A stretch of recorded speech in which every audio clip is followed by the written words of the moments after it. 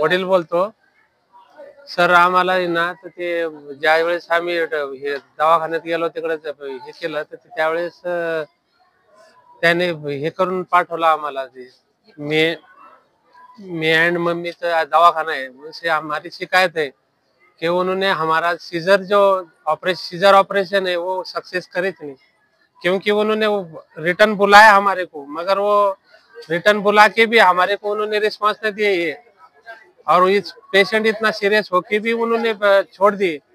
और एक घर पे आई तो लड़की ये छुट्टी करके घर पे आई तो 10 मिनट भी नहीं तो उसको सीरियस हो गई सर वो। ये बात बोला जी। पेशेंट का नाम क्या है? पेशेंट अश्विनी राठौड़। और किस डॉक्टर के हाथ से सीजर हुआ था? ये योगेश शिंदे करके इनके हाथ से सीजर हुआ था।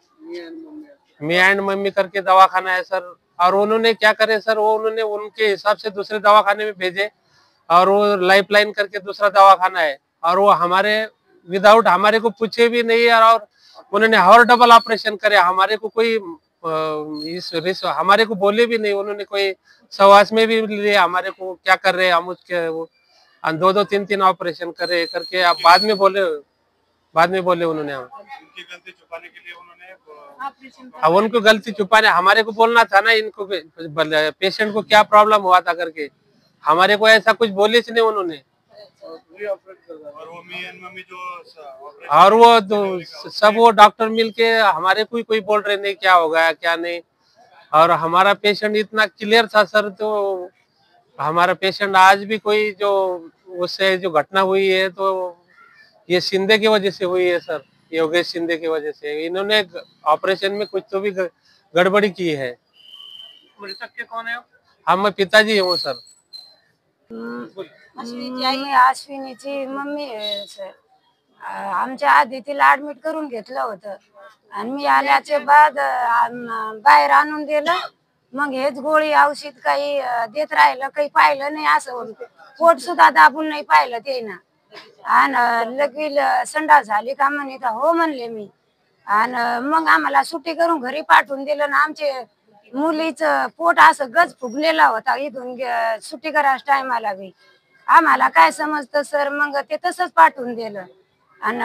दवाखाने में भी उन्होंने उल्टी करे तो उन्होंने कोई रिस्पॉन्स नहीं दिया, छुट्टी करायचं बाद तो होती रही बोले, उल्टी होती रहती करके ऐसे बोले उन्होंने। हाँ, थोड़ा फार दुखता सीजर का आप हमारे को भी इतना उसका नॉलेज नहीं है ना, आम्हाला काही कळलंच नाही, मग तेच होईन दमादमाना नीट म्हणून आम्ही ते भुलीमध्ये गेलो सर। सब का गलती शिंदे की है सर, वो योगेश शिंदे की, उन्हें कुछ तो भी ऑपरेशन करते वक्त कुछ तो भी गड़बड़ी की, और क्या है वो कुछ मालूम आप, कुछ इक्विपमेंट भी नहीं उसके पास, ऑपरेशन थिएटर में कोई उनकी सुविधा नहीं है, फिर उन्हें एडमिशन कैसे क्या करा सर उन्होंने, आप जो सीजर का पेशेंट का एडमिशन लेना नहीं था ना, तिथं आलो सर। ऐसे में आप प्रशासन से क्या मांग करना चाहेंगे? सर हमारे को न्याय मिलना चाहिए सर, ऐसी डॉक्टर की हलगर्जीपना आज मेरे बच्चे से हुआ है, कल दूसरी बच्ची किसी की बच्ची से के साथ नहीं होना चाहिए सर, मेरे लड़की को न्याय मिलना चाहिए, ऐसे डॉक्टर को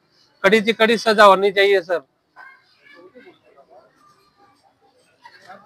आणि आम्ही परत आम्हाला काही सांगितलं नाही, गोळी औषध दिलं, और हमारे वो जो पेशेंट को है ना, तो 3 दिन में जो छोटा जो बेबी है ना उसके पास भेज दिया सर उन्होंने, तो कि अब पेशेंट ठीक है करके, और वो जो और रिटर्न हम उनके पास गए तो बोले क्लियर है बोले पेशेंट, ऐसा करके भेज दिया। अब उसका प्रॉब्लम उसको उन्हें सॉल्व करना था ना, तो हमारे को क्या समझता है सर, आप क्या जो सीजर जो डॉक्टर उसको सब प्रॉब्लम सॉल्व करने का ये होना चाहिए ना, क्या हमारे को कोई भी कोऑपरेट नहीं करे उन्होंने, और डबल वो उसके पहचान का जो डॉक्टर है उसके पास के लेके गया, यहाँ के लेके उन्हें लाया और उन्हें डबल हमारे को बिगर पूछते उन्हें ऑपरेशन करे के अंदर सुबह बोल रहे कि ऑपरेशन हुआ बोले सक्सेस हो गया बोले कोई टेंशन लेने का नहीं वो दोबारा करे ऑपरेशन उन्होंने और उनकी गलती छुपाने के लिए क्या क्या पेट में तो लड़की को हमारे को जिस दिन से लाए उस दिन से हमारे को लड़की बात सुधा करे नहीं देखने नहीं दिए अंदर जाने नहीं दिए हमारे को और बिला वजह उसका एक अपेंडिक्स करके ऑपरेशन करके निकाले बोलते अब वो तो हमारे को पूछे नहीं वो पेशेंट भी नहीं उसका रिपोर्ट भी नहीं है के लिए सब उनके उनके आप रिपोर्ट में जो आया होगा वो हमारे को उनके उनके दिल से कुछ भी ये कर रहे भगत याच्या दोघांची काहीतरी मिली भगत आहे योगेश शिंदे आणि बांगर त्यांनी एकमेकाला समजा वाचवण्यासाठी समजा त्याच्यात काहीतरी डिस्कस करून 3-3 वाजेला रात्री मीटिंग केल्या त्यांनी 2-4 डॉक्टर मिळून आणि त्याचे असं आमच्यावर असा अन्याय झाला सर याचे दवाखाने बंद झाले पाहिजेत असा दुसऱ्या माझ्या मुलीवर झाला तसा दुसऱ्या मुलीवर कोणाच्यावर असा अन्याय नाही व्हायला पाहिजे याच्यावर याची लायसन रद्द करा सर निश्चित आणि आयसीयू असा होता सर की माझी मुलगी आहे ना तर तिथं आयसीयू पेशंट तर ते असे कपडे सुद्धा उघडे करून पाहत होते एवढं गरमत होतं आणि हे म्हणे आयसीयूत जाऊ नका आम्हाला आयसीयू सुद्धा जाऊ दे एक फॅन आहे सर तिथं लोकल फॅन मध्ये ते आयसीयू रूम चालवतात सर हे हा आणि आम्हाला तर ते म्हणजे तुम्ही बाहेर थांबा म्हणून ते एवढं त्रास होत होता मुलीला तर मी स्वतः बघितलं सर आणि ते एवढं तिथं बोलत बी नव्हते त्याच्या रात्री हातपाय बांधून त्याला बघितलं का नाही बघितलं आम्हाला खाली लॉक लावून दिलं आम्ही नातेवाईक एकही जाऊ दिलं नाही वर रात्री ऑपरेशन झाल्याच्या नंतर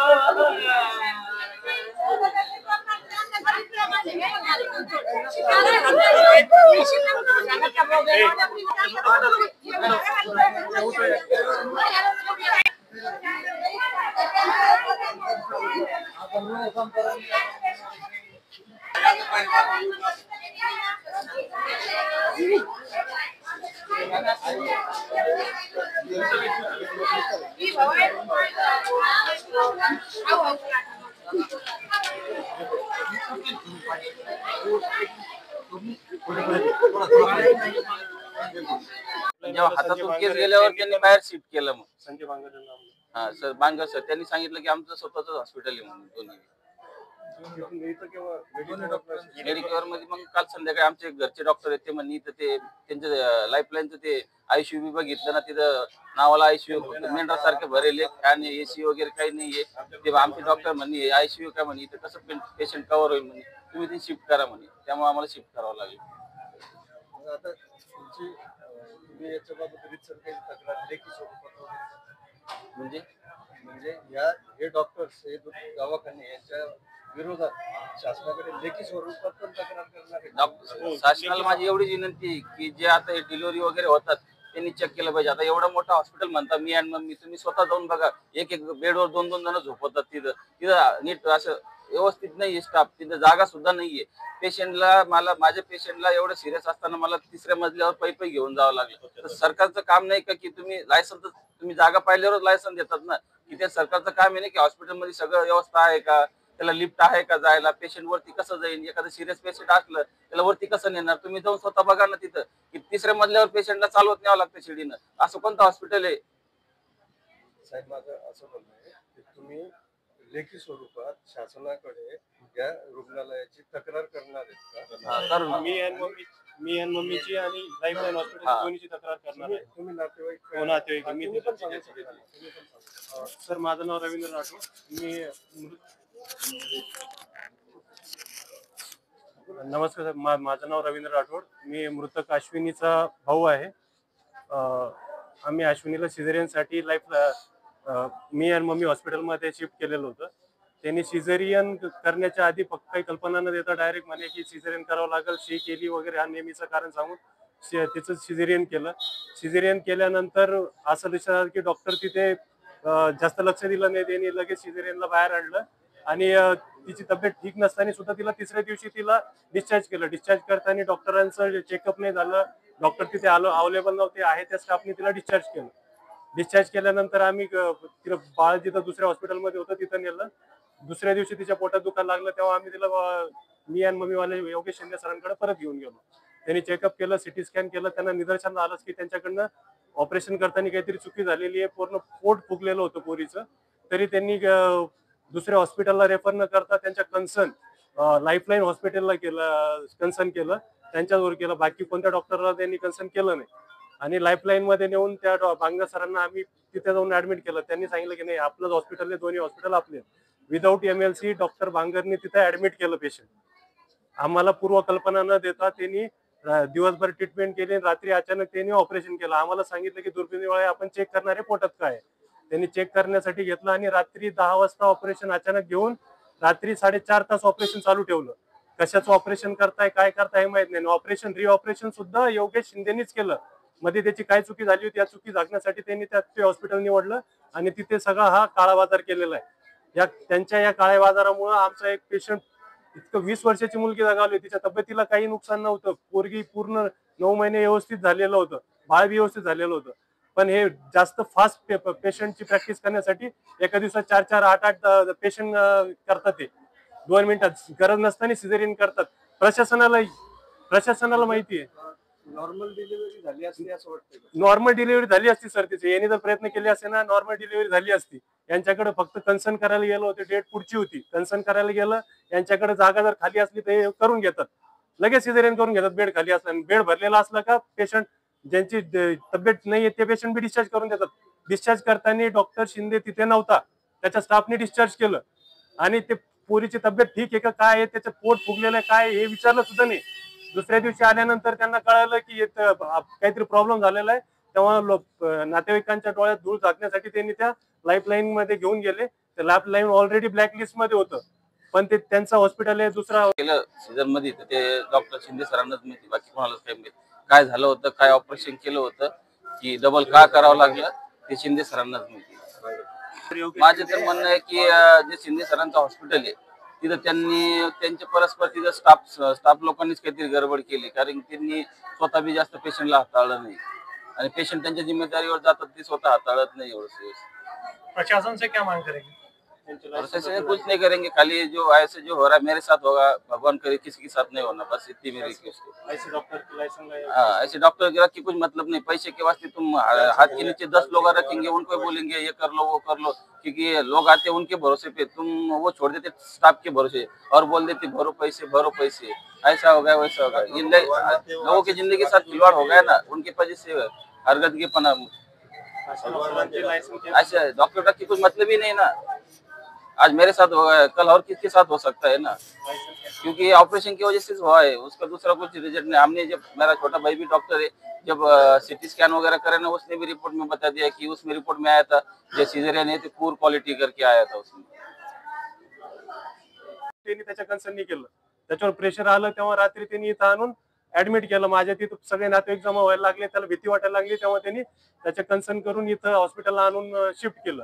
जेव्हा मिड मिड डिलिव्हरी झाली त्या दिवशी सिझर झाला, नंतर किती दिवसानंतर त्यांना सुट्टी देण्यात आली होती? तिसऱ्या दिवशी त्यांनी सुट्टी दिली सर, आणि सुट्टी देताना डॉक्टर शिंदे तिथे नव्हता. दुसऱ्या दिवशी सुट्टी. हा, त्याच्या स्टाफने सुट्टी दिली. एक शेवटचा एक विचार आहे. तुम्ही शासनाकडे लेखी स्वरूपात तक्रार करणार आहेत का आणि ती तक्रार काय राहील? सर, आम्ही शासनाकडे लेखी स्वरूपात बी तक्रार करणार आहोत. आता आम्ही पोलीस स्टेशन पर्यंत जाणार आहोत. पोलीस स्टेशनला आम्ही कंप्लेंट करू.